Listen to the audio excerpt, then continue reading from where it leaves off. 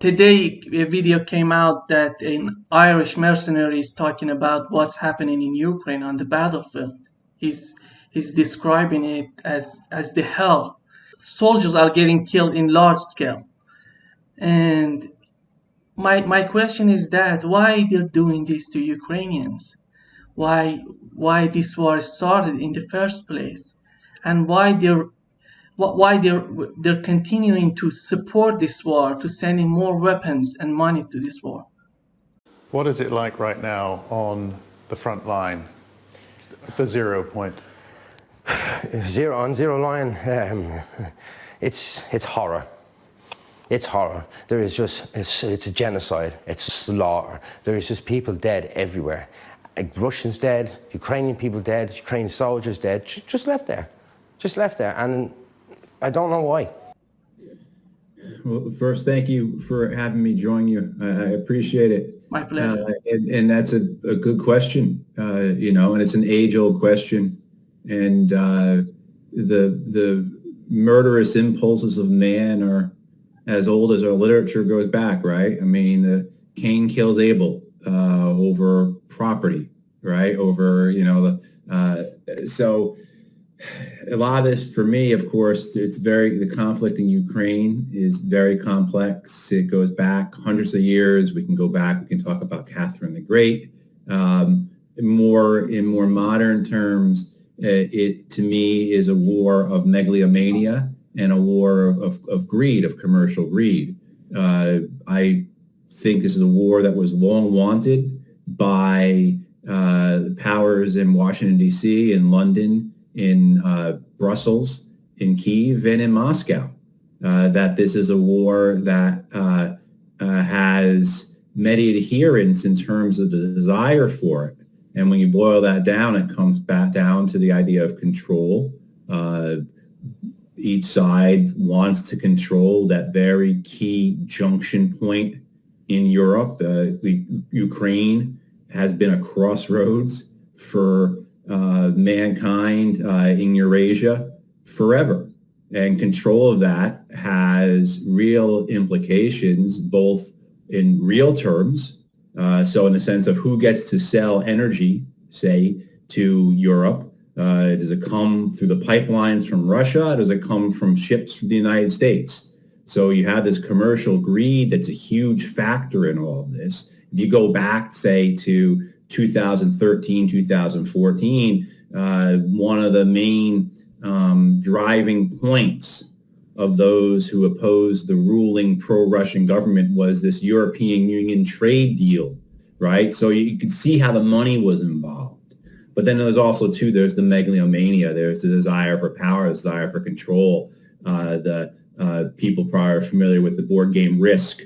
This is like a real-life game of Risk where you are trying to get more countries on the map in your color than the other side. And, of course, this is the tale of empires, right? So in the sense, if you look at it, of the role that the United States has played in this, which has been very deliberate, in the sense of expanding its empire, and from Russia's side as well, that there are certainly Russia could be seen as having defensive motives in this war, but at the same time, too, what it did 16 months ago in February 2022 was conduct a war of aggression by invading a sovereign country's territory.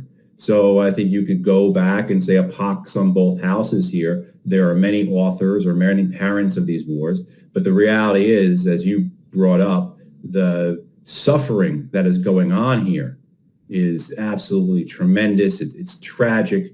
It's catastrophic, and it will have a legacy. If we had a magic wand and waved it and this terrible war was ended, the reality is that this war will continue for many generations because the ground, the water, the air has been poisoned. It's been, whether it's from the toxic nature of modern warfare, whether it's going to be from the depleted uranium, whether it's going to be from all the landmines and unexploded ordnance and now cluster bombs that will be ruining the land.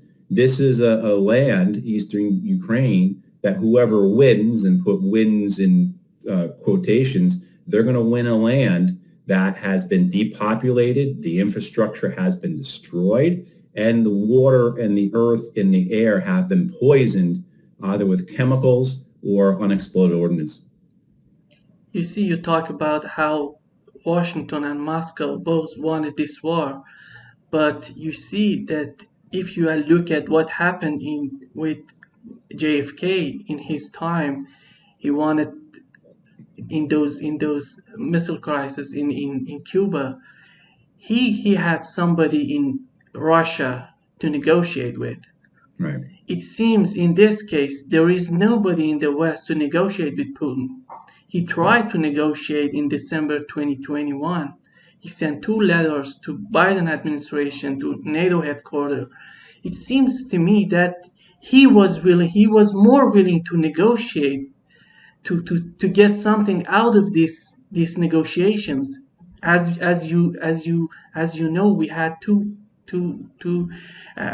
agreements in 2014 and 2015, Minsk I and Minsk II, which Angela Merkel and Francois Hollande said that was a sham. That was we were playing around with Russia to buy time to Ukraine build up its military. It seems, you see, when you put all these pieces of puzzle together, you see this war was wanted mostly by the West than Russia. How do you Right. see this? I think we run into the problem of we are making a hierarchy of wrongs here, right? Of who is more wrong. And I think that puts us then in the trap of falling into partisanship. And we lose sight of, if anyone we should be partisan with, anyone we should be supporting, it's the people of Ukraine. It's the families of the Russian soldiers who are being killed and wounded over there, right? Those are the people that we should have a kinship with, a partisanship. That's the side we should be supporting. And so certainly when I say both sides are to blame, it's not equal. And all the points you brought up about the diplomatic malpractice that the United States and the West pursued for years, since the end of the Cold War, basically, clearly ignoring and crossing Russian red lines. And let's not forget, too, that the people who are in charge of this war for the United States are also the people who gave us the wars in Afghanistan, in Iraq, in Syria, in Libya, in Yemen, in Somalia. So to think that somehow that this war is somehow different than all those other wars, and we could put the American role in Ukraine in a different box than in the American role in its wars throughout, say, the Muslim world, that's ludicrous. I will say that Russia prepared for this war, as we could see by their way they're performing on the battlefield, their preparations, making sure they have the industrial capacity, both in its commercial civilian essence of being able to withstand the sanctions, but then also too having the industrial production for its military, where we see the Russian industry producing probably 9 or 10 times as many artillery shells as the United States and Europe can produce. And so they prepared for it. They wanted it. But you're absolutely right. The Russians did put forward proposals at the end of 2021.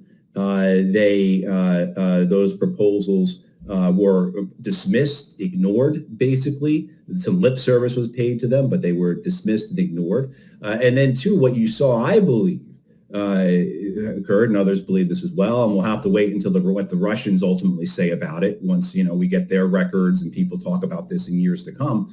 But that initial push that they made towards Kyiv in the early weeks of the war, I believe, many people believe, that was a feint meant to force negotiations. And those negotiations did occur first in Belarus and then in Turkey. The Israelis were involved in those negotiations as well. And we know that those negotiations in the first weeks of the war produced a draft peace plan, a draft negotiated settlement that both sides initialed and agreed to. And it was ultimately scuttled by the United States and the United Kingdom primarily. So there were these efforts, and there was a willingness among the Ukrainian government to go. And let's also remember that when Zelensky's elected 4 years ago, or however long that was now, he's elected on a peace platform. He's elected on his proposals to negotiate with the Russians to a solution to the civil war in eastern Ukraine.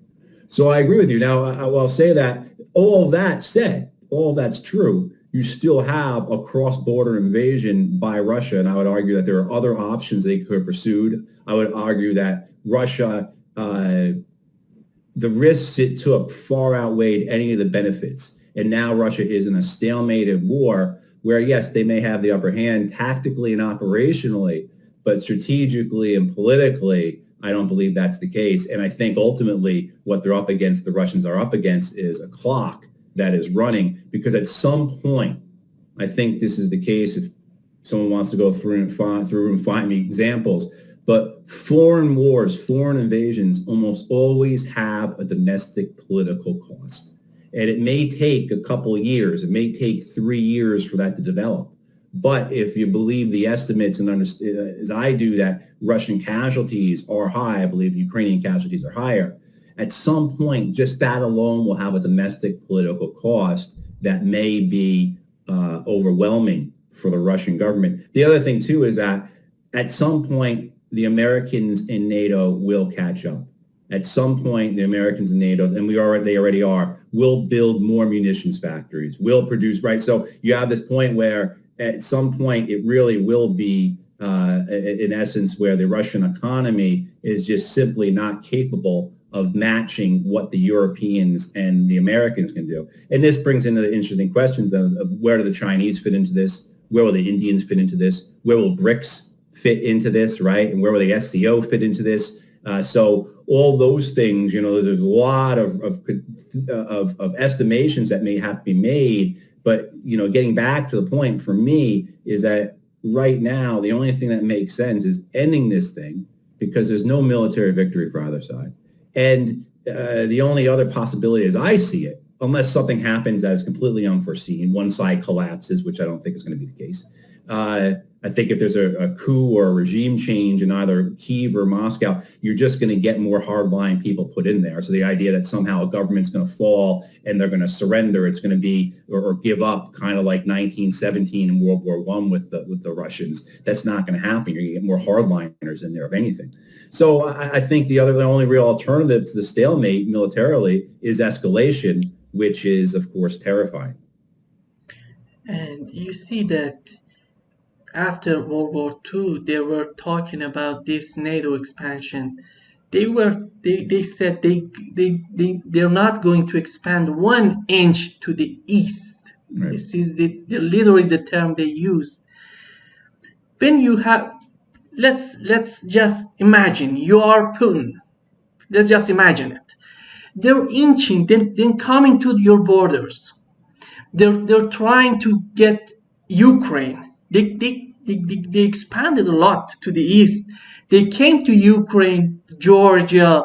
When your country is getting surrounded by NATO, what would you do when you try to negotiate? You see, every time when I think about Putin, I put myself in his shoes to see what option left for him to react.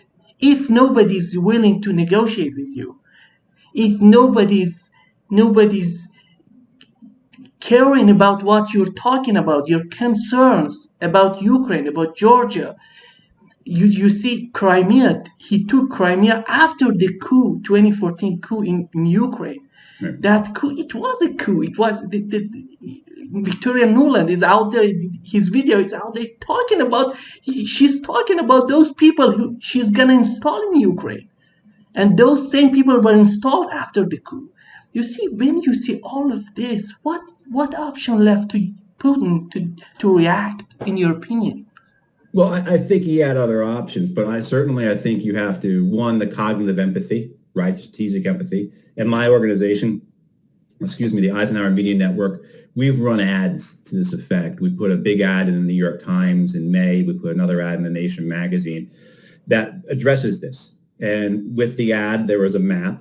and half of them are two maps, and one of the maps showed what it looks like in reality for Russia, with all of the American and NATO bases surrounding them.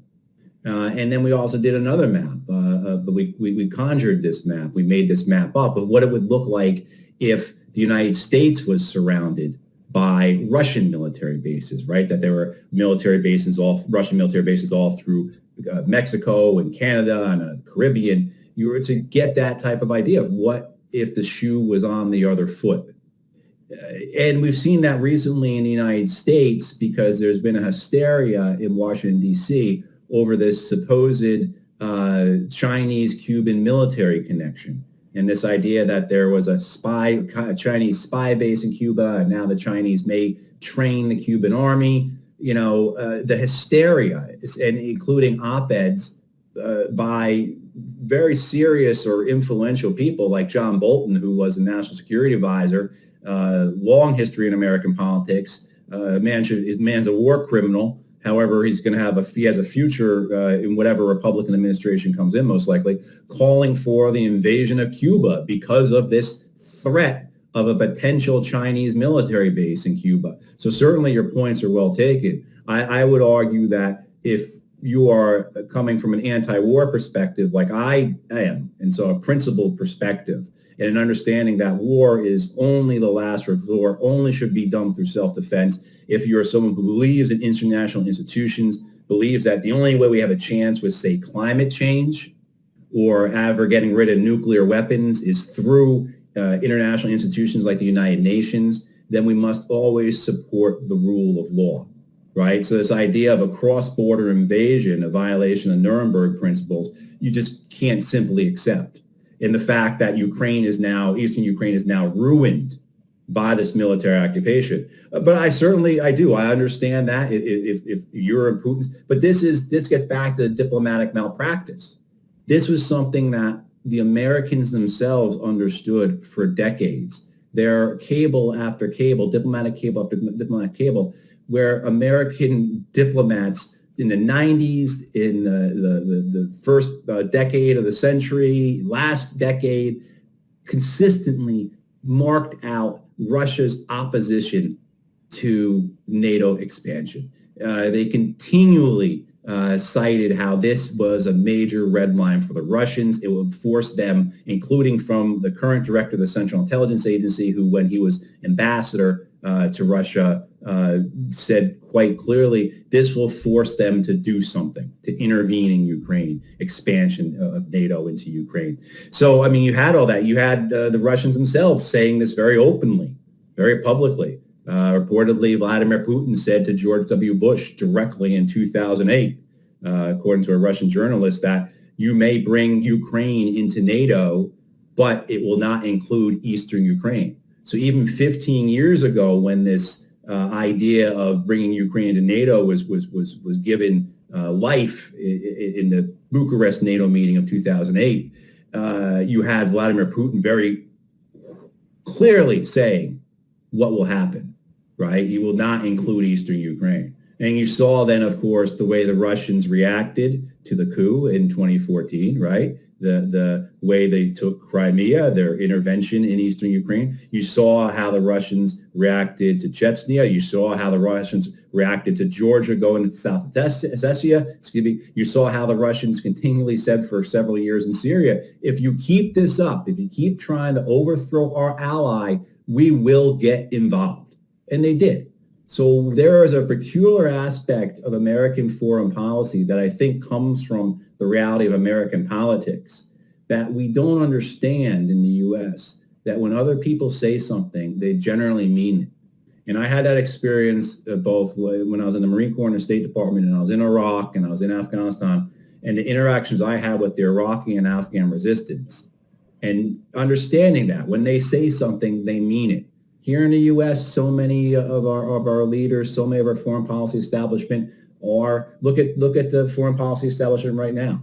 Tony Blinken, Jake Sullivan, these are people who are politicians first and foremost. Other commentators have made this point, but it's a point that needs to really be addressed. So I think they don't understand that when you're dealing with people who have demonstrated they will act, who say this is a red line, that there will be, because you are, again, I have my principal stand on this, but what were you expecting Vladimir Putin in Russia to do? He had other options. He could have done an economic embargo of Western Europe, cut off energy supplies. He could have done a naval blockade of Ukraine. A host of different things they could have done. There are political measures they could have done. They could have recognized Luhansk and Donetsk as independent sovereign countries, a la Kosovo, right? They could, but you're absolutely right when you say the West had pushed him into a corner, and based upon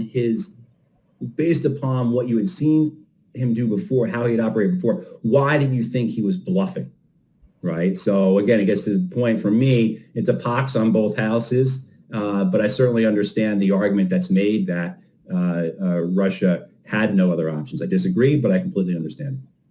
You see, you talk about Chinese activity in Cuba, and it's not even in Mexico, it's not in Canada, in Cuba.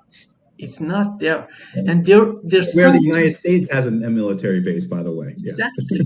And they're concerned about that. And how you see when we this is not, these are great powers, if we accept or not, these are great powers. They want some buffer zone. Right. My question, why Ukraine should be a NATO member? Why it cannot be something like Austria?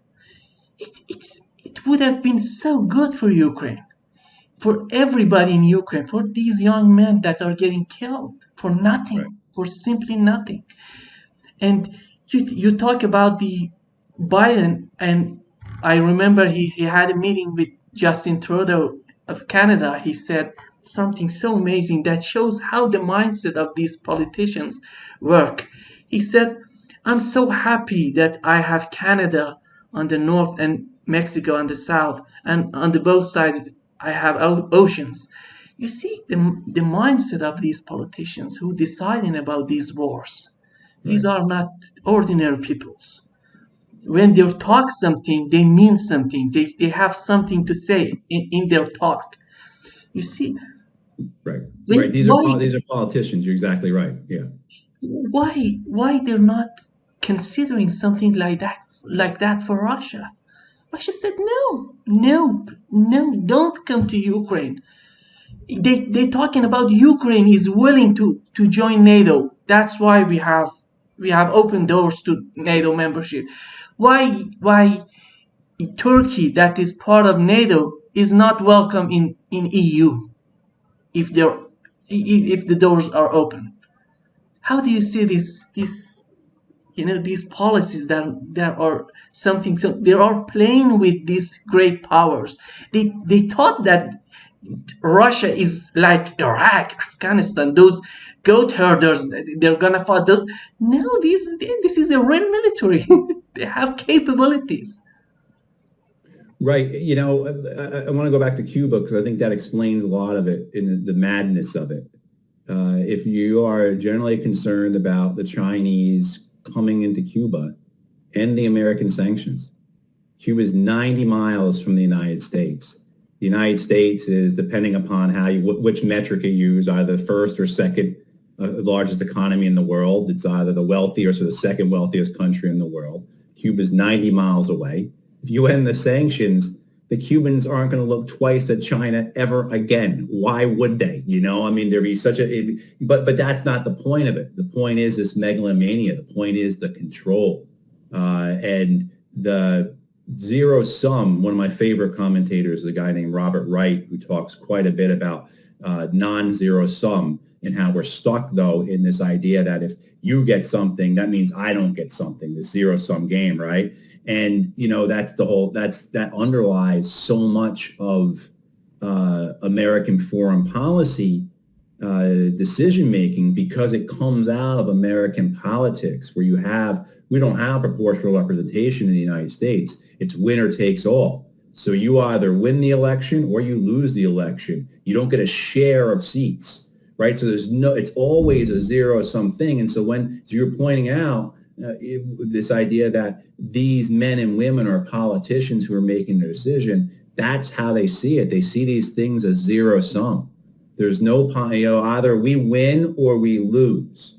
And so either Ukraine, because we established this idea of Ukraine going into NATO, well, it's either that or nothing, right? So the idea that, well, how about, okay, Russia has legitimate security concerns. Ukraine has legitimate security concerns. There is a long history that informs those desires for security concerns. And we could, just with the Russians, the list as long as my arm of Western Europeans and Americans, because let's not forget the American army was on both the eastern and western parts of Russia during the Russian Civil War after the First World War. Of Western, so you got to include Woodrow Wilson in that list of Western leaders who have invaded Russia. So it has legitimate security concerns, and Ukraine has legitimate security concerns. So, but the idea that you could split the difference somehow or find a compromise or, have some degree of neutrality, provide security guarantees that the Russians would accept, because the Russians have in the past said they would accept certain security guarantees for Ukraine, let alone the whole aspects of, okay, well, how about we actually foster some degree of referendum, some degree of autonomy, some degree of federalization, something to alleviate the stress of this conflict and give some degree of self-determination to the people who live in eastern Ukraine. But all that is anathema. That can't be allowed, because that gives something to the other side. And again, if you have this zero-sum mentality that the politicians of the United States foreign policy community do, that's a very difficult thing to accept. It's also getting back to this idea that why don't they understand that when someone like Vladimir Putin says something, he means it. It's because they come out of this political environment where in the United States, your political opponent, you as a politician, will say whatever you want to say and nobody takes you seriously. So you can say something and not have to worry about the consequences of not following it up. And you don't expect your opponent to do that either. Right? So whether it's Biden, Trump, Obama, whoever, whatever they say they're going to do, they don't do it. There's no consequences. Right? And so that mindset comes into it as well. So it is. It's maddening that we're at this place where this tragedy is occurring, where there's a decent likelihood of an escalatory aspect to this conflict that could lead to a nuclear third world war. But even if it stays in the same, it's just the suffering that has been brought onto so many Ukrainians and onto so many Russian families as well is absolutely immense. And so it's just a dangerous, dangerous spot as well as just a tragedy. You see, they decided to send these cluster bombs to Ukraine, and Jen Psaki said just a year ago, she said that these are, if Russia used these cluster munitions, this is war crimes. But finally, they're deciding to send these bombs to Ukraine. And yesterday, Macron said that they're going to send long-range missiles to Ukraine. You see, they're not backing down. They're not. No, and they are doubling down on failure. Right, and this is where, as I said, I believe Russia has tactically and operationally right now the upper hand. It's a stalemate, but I think, Russia produces something like 100,000 artillery shells a month, and the United States and Europe produce less than 40,000 or something like some numbers like that, right? At some point, though, the Americans and the Europeans will open up new artillery shell factories. They will open up new production lines for tanks. It's just a question of getting those up and running. And what you see here, too, is where the British had sent their Storm Shadow long-range missiles. Now the French are sending their, I believe they're called Scalp long-range missiles. And then when those get run through, the Americans will send their ATACMS missiles and maybe something else at some point. And when those get run through, then the British will have produced more Storm Shadows. So what you have is you do have a capacity that is latent, that is delayed, but that is coming online. Because the American, according to someone I was listening to yesterday, the American artillery shell production has doubled over the last year. Now, it's at capacity, but they are going to build more factories. Right. And the same, I'm just using shells as an example, as just because it's an easy metric and it's an easy thing to visualize. It's also so important for this war because it's a static war. It's basically becoming an entrenched war, a war very similar to World War I. So artillery is very important. But at some point, the West woke up, and that's why I think it's important for Russia to negotiate. I think Russia has achieved its goals. It has seized the Russian-speaking parts, or a good portion of the Russian-speaking parts of Ukraine. It has seized what could be a buffer, as you were describing. But it also has missed on some of its goals in the sense that it's bolstered the hard right, ultra-nationalist, Nazi elements in Ukraine. It's also bolstered NATO, right? So since the war began, Sweden and Finland have joined NATO. There's a NATO armies are modernizing. They're buying a ton of weapons. All these NATO air forces are buying new fighter planes. They're going to build new tanks. So in a couple of years' time, you're going to have a very different looking NATO than you do now, right? With many more, with a much greater production capacity to continue to supply Ukraine. You're also going to have a Ukrainian army that has been built up to NATO standards, whether or not it's in NATO or not. So you're going to have a modern now. You know, that I think puts the Russians in a dilemma, because I don't think the Russians have the wherewithal to do much more than they have done. I don't think they have the manpower. I don't think they have the logistic capacity. And I think they've got the good sense not to do more than what they have, because if they do push into central or western Ukraine, they're not going to be in a real war of occupation against hostile Ukrainians who are going to try and make central and western Ukraine look to the Russians like Iraq looked to the Americans. And I think the Russians are smarter than wanting to be involved in something like that. So I think now would be a good time for the Russians to negotiate, try and keep what they have. They're certainly, and I think as well for the West to negotiate, because their position, I think, can never improve out of this stalemate. I think there are some that want a frozen conflict, that want a conflict where there's no settlement, there's no agreement, that it just is stayed as it is, and occasionally it flares up. And I think there are those on both sides that want that, because that allows for purpose, right? That gives you meaning. Okay, we've got to stay on guard. We got to be ready because the Russians are still here, and the Russians the same way too. We got to be ready because NATO is still there. So I think there are many who benefit from a frozen conflict, a prolonged war that never ends. And we have to be very wary of that, because of course what comes with that is the danger of the war reigniting, and then of course spiraling out of control. I think that the chances for negotiation, hopefully, after this Ukrainian offensive has ended, whenever they declare that, hopefully we will see some negotiations that will bring an end to the killing and the destruction. Yeah, you said that, and you see if you said that the eastern part of Ukraine, I don't think that I think like you, I don't think that Russia gonna give up on eastern part of Ukraine. Mm-hmm. They're gonna keep it. But if they were building up on those agreements, Minsk 1 and Minsk 2, these parts were still Ukrainian. They could have some sort of autonomy, but they were still Ukrainian. Ukraine lost this part of. I think it's responsible for something like 70 or 80% of Ukraine economy. It's very important region. Ukraine lost in every sense. In every aspect, you look at this battle, you look at this war, Ukraine is losing. Young men, this generation, they need decades to replace these generations of young men that are getting killed. In Russia as well.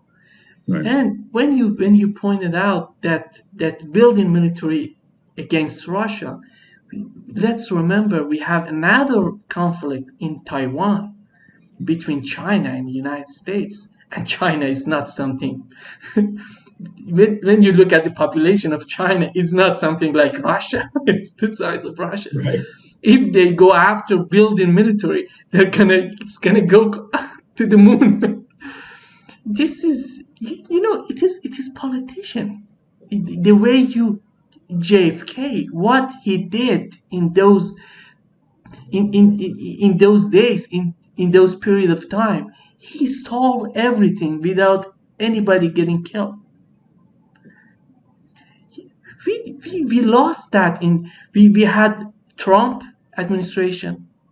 You remember you said about Victoria Nuland and her team, Jack Sullivan, Victoria Nuland, Tony Blinken. They were in Obama administration, Bush administration, Biden. It doesn't matter. You're gonna get a Republican or Democrat. They're gonna be there. They're gonna make another war in Taiwan. Right. Right. Victoria Nuland, who she was Dick Cheney, Vice President Dick Cheney's national security advisor during the Iraq War. I mean, that's her pedigree. The notion you brought up before was that, and you're absolutely correct, what could have been if the Minsk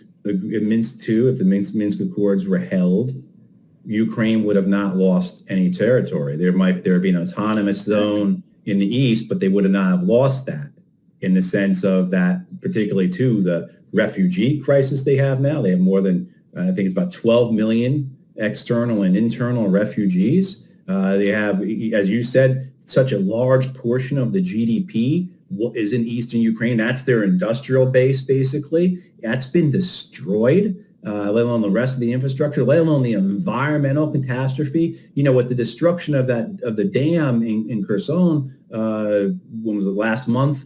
The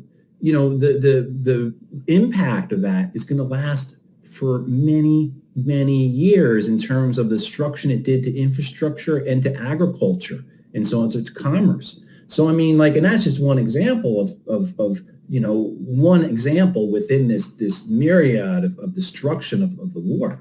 So, what they could have had. And if they had agreed to discuss what the Russians were proposing in December of 21, or if the agreement that was reached in February and March of 2022 was held, the Ukrainians would not have lost this territory.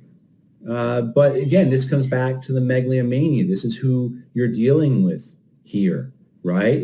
Again, an example of Cuba. The United States would rather threaten to invade Cuba to keep the Chinese out than to do the simple thing of ending sanctions, where we are a pariah of the world, basically, just to save face, just because of the control aspect. Right. So you have the idea of how personalities are involved in this is so very key. And now this is, to me, reminds me very much of what occurred in Afghanistan with the Americans, where the Taliban for years were trying to negotiate with the Americans, not just in the initial days of the American invasion, but all throughout from 04, 05, 06, 09, 08, 9, 10, 11. I could provide people with examples of the Taliban attempting to negotiate with the Americans. They were constantly rebuffed, particularly once the Obama administration comes in. It becomes this mantra of victory. We are going to win in Afghanistan, not negotiate. And what happens when you do that? A friend of mine, Medea Benjamin, who's a great peace activist, she asked Nancy Pelosi, the former Speaker of the House in the United States, when are we going to see negotiations for Ukraine? And Nancy Pelosi replied, this was just a few months ago, Nancy Pelosi replied, we don't need negotiations, we need victory. So when you have this victory mindset and that becomes your policy and you don't get victory, what happens? In the case of Afghanistan, when we rebuffed the Taliban over and over again on negotiations, refused to talk to them, lied about the fact that they wanted to negotiate, lied about it. Oh, we have to surge in Afghanistan because the Taliban won't negotiate. When I was in Afghanistan as the State Department, 2 times I had Taliban come in trying to negotiate. In my case, right? I mean, so what happens when you rebuff that and you're going to win and then you don't win? What do you think the other side does? So in this case, as you were saying, when the Russians attempt to have a dialogue, when they have a draft agreement made in the early days of the war, that all gets ripped up and they're told, we're going to defeat you, and they don't get defeated. Well, how likely are they going to be to make concessions? Particularly, the long history of all this. that they feel that they need this buffer zone. And so this, unfortunately, what's most tragic, of course, is this is a war that didn't need to be. This is a war that could have been avoided. You see, when this war started, they were talking about this war is all about Putin. But it seems to me, as Noam Chomsky pointed out, it's any Russian leader would have to react to this NATO expansion. He said this in 2014. And you see, if we take out Putin and put Medvedev instead, the situation is gonna get worse. Right. Nothing better. Right. And that's something that was known by the Americans as well. And you can see this in all the American diplomatic cables, all the internal discussion within the United States State Department and National Security Council and the White House was being told that this idea of NATO expansion to Ukraine was a red line for all Russians. Again, the current director of the Central Intelligence Agency, William Burns, when he was ambassador, as well as another posting to Russia, writes about this, says this to his boss, the Secretary of the State, that this is not something that is just confined to a select group of hardline Russian leaders. This is every aspect of Russia. And you can see that with the support for the war among the Russian public. The public opinion polling, including polling that's been done by Western media outlets, shows that the Russian public is supportive of the war, and they're also supportive of Vladimir Putin. I don't think that will hold. I think, as I said earlier, 2 or 3 years from now, that's going to diminish. But right now, it's where it's at, 70% approval or something like that for the war, right? So it's a supportive public.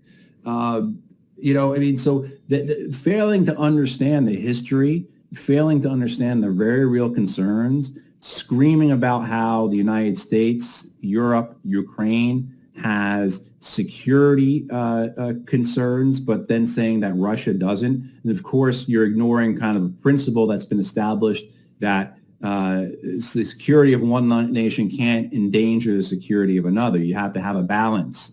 That's a principle in foreign relations, international relations, security, international security. It's been well established. So the complete disregard of that, the willingness to disregard of it, and this is why, again, a lot of us say there is deliberate diplomatic malpractice here. And when you talk about diplomatic malpractice, is in Taiwan when Chinese said to Nancy Pelosi, don't come. She went there. Why she needed that? Just for her political figure? Just for something so selfish? Well, and there's so many American politicians who are going there now. There's been a number of congressional delegations that have gone. It seems to be like a rite of passage, particularly for the Republicans who are more hawkish on China than the Democrats are. But that's a relative statement because the Democrats are plenty hawkish on China. This goes back to same time frame roughly as immediately after the Cold War. In the years after the end of the Cold War, you have the United States under the Clinton administration start posturing in the Pacific with regards to China, to include sending our aircraft carriers over there and basically menacing them, driving our aircraft carriers through the Taiwan Straits, basically bringing our aircraft carriers up to China's shoreline, saying, what are you going to do about it? Humiliating them. Of course, as people know, China has a history, they call it a century of humiliation, but they have a history of foreign invasion and occupation and subjugation, similar to what the Russians can point to. And so the Chinese say, if you keep doing this, if you keep threatening us like this, if you keep driving your Navy up to our coastline and threatening us, we will do something about it. We will respond. And they have. They've built 400 ships or whatever the number is. And they've built a military that, as far as I know, including including talking to people who've taken part in these war games, every time the United States war games a war with China, either two things happens. The United States loses or the war goes to nuclear war. All this, you can see the unseriousness, the lack of seriousness, the incompetence, the silliness of American foreign policy, because in both cases, you had the United States sticking its finger into Russia's chest, into China's chest, and at the same time, too, spending massive amounts of money on wars throughout the Muslim world, the wars in Afghanistan and Iraq, the global war on terror, as it was called, cost upwards of $8 trillion. The United States has spent 16 or 17 trillion dollars total on its military just since 2000. And then you look at it and you say, but the United States can't produce enough artillery shells. We don't have any tanks to give to Ukraine. We've got to build them from scratch, and that's going to take 8 months, right? I mean, so you look at it, and the incompetency, the lack of seriousness of the American foreign policy and military establishment, that they were so entitled to throw their weight around as a sole superpower, that they are now in a position where you can't keep your proxy war going, at least at the level that you want in Ukraine. And this war that you're picking, this fight you're picking in the Pacific, you're going to lose. You know, so it gets back to this idea of these people being politicians, not being serious. And that includes the uniformed military in the United States as well, the generals and the admirals.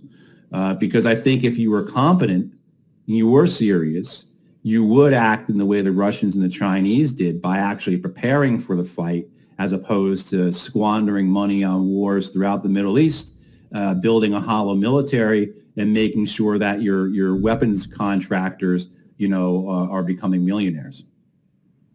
To close this talk, let's talk about serious individuals like Daniel Ellsberg, who passed away recently, and the gentleman whose photo is behind you, Julian Assange, and Edward Snowden. These are these two guys, these two individuals, Julian Assange and Edward Snowden. These are two Daniel Ellsbergs that are alive.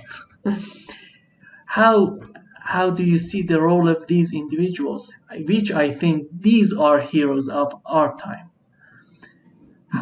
They are, and there are many others as well. You have Daniel Hale, who's in prison now in the United States for exposing the criminality of the American drone campaign, of the extrajudicial assassination campaign, how that kills 90% of the people it kills are civilians. He's in jail because he told the world that, with documentation. You have John Kiriakou, who went to prison, the only American official to ever go to prison for torture.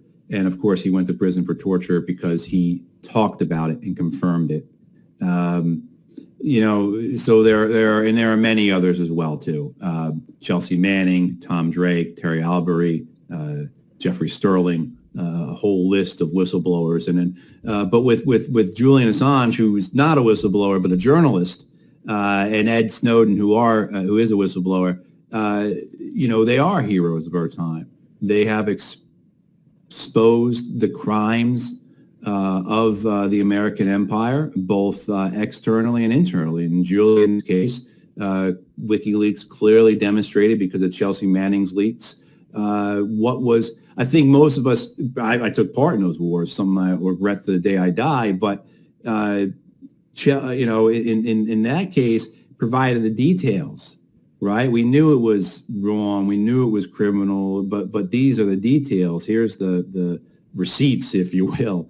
And then in Ed Snowden's case, you had a description of a tyrannical American government that was willing to disregard its own constitution in order to spy not just on the world, not just on world leaders, but on its own people, and collect all its information and create a surveillance state that, you know, as unequal of anything ever known. So what they've done in terms of letting people know the reality of the American government, the American empire, is quite legendary. You know, and they are heroes of the age. I really like that phrase you used. Thank you so much, Matthew, for being with us today. It was a great pleasure to have you on. And I hope we can have these talks, we can keep this talk in near future. Absolutely. Anytime. I really appreciate it. Thank you so much.